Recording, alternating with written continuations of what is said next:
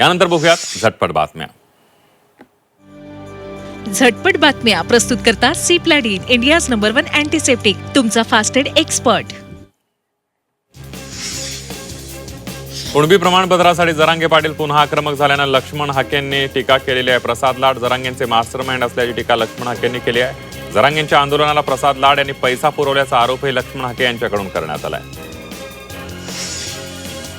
झारखंडमध्ये पेपरफुटी विरोधात विद्यार्थी आक्रमक झाले होते. त्यांनी थेट रांचीतील विधान भवनात घेराव घालण्याचा प्रयत्न केला. हाती तिरंगा घेऊन आंदोलक सकाळीच विधान भवनाकडे निघाले होते. त्यांना अडवण्यासाठी पोलिसांनी ठिकठिकाणी बॅरिकेडिंग केलं होतं. मात्र आंदोलकांनी हे बॅरिकेडिंग तोडत आपला मोर्चा सुरूच ठेवला.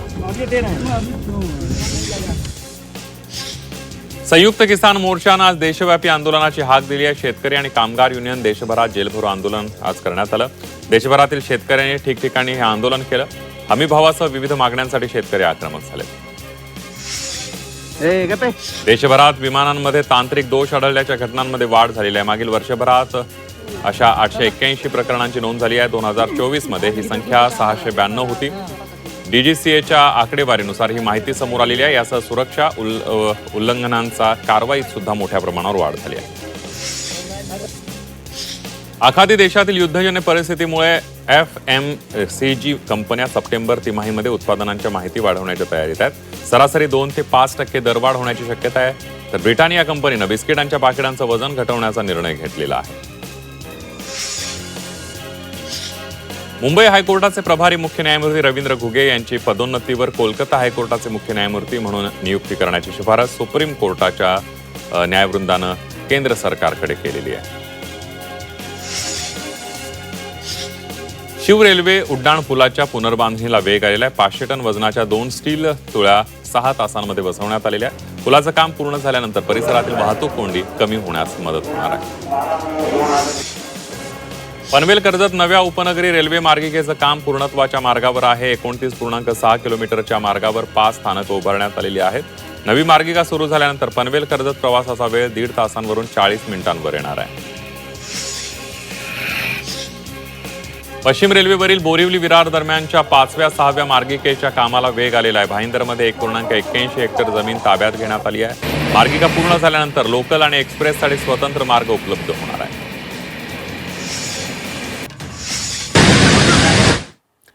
पालघरच्या दाभोसा धबधब्यावर 2 कोटी रुपये खर्चून काचेचा पूल उभारण्यात आलेला आहे. 15 ऑगस्ट पासून हा पूल पर्यटकांसाठी खुला होणार असून पालघरचे पालकमंत्री गणेश नाईक यांच्या हस्ते काचेच्या पुलाचं उद्घाटन होणार आहे.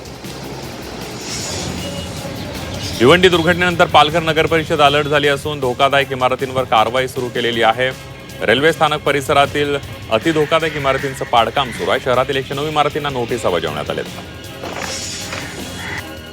बेस्टच्या स्वमालकीच्या बसची संख्या 4,000वरून केवळ 249 वर आलेली आहे. प्रवासी संख्या ही 27.53 लाखांहून 18.26 लाखांवर घसरली आहे. त्यामुळे बेस्टच्या उत्पन्नावरही मोठा परिणाम झालाय.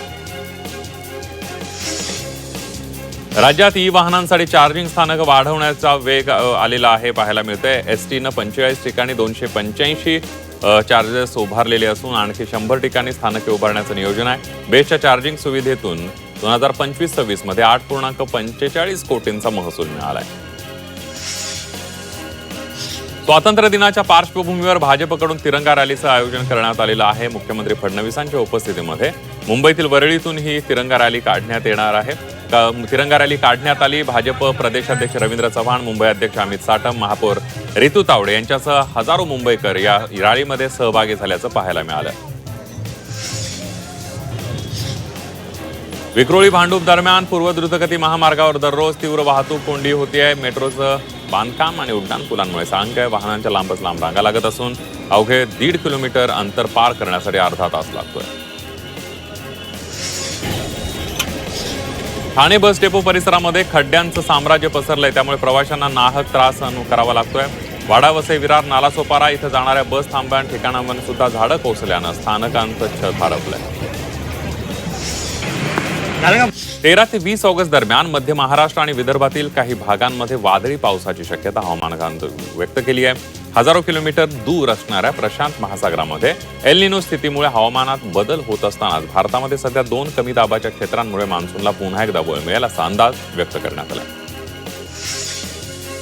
पावसाच्या विश्रांतीमुळे मुंबईतील 7ही धरणातील पाणी साठ्यामध्ये घट झाली आहे. त्यामुळे मुंबईतील पाणी कपात तुर्तास कायम राहण्याची शक्यता आहे. वैतरणा, मोडकसागर, तानसा, मध्य वैतरणा, भातसा, विहार, तुलसी या 7 धरणांमध्ये मिळून रविवारी 88.70% पाणीसाठा असल्याची नोंद झाली आहे.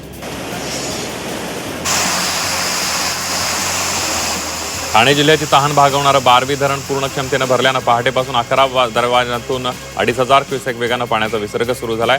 धरण क्षेत्रामध्ये आतापर्यंत 2002 मिलीमीटर पावसाची नोंद झाली असून नदीकाठच्या गावांना सतर्कतेचा इशारा देण्यात आला.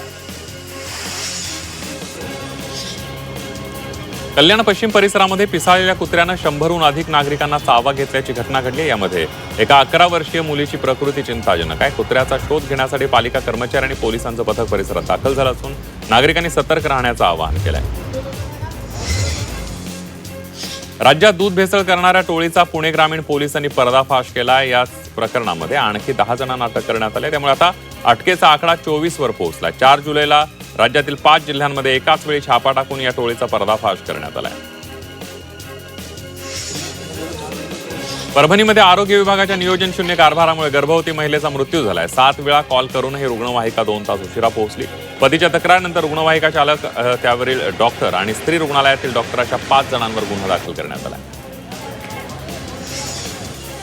हिंगोलीच्या वसमतच्या काजीपुरा भागामध्ये तलावांच्या सौंदर्यीकरणासाठी खोदलेल्या उघड्या खड्ड्यामध्ये पडून 8 वर्षीय चिमुकल्याचा दुर्दैवी मृत्यू झालाय.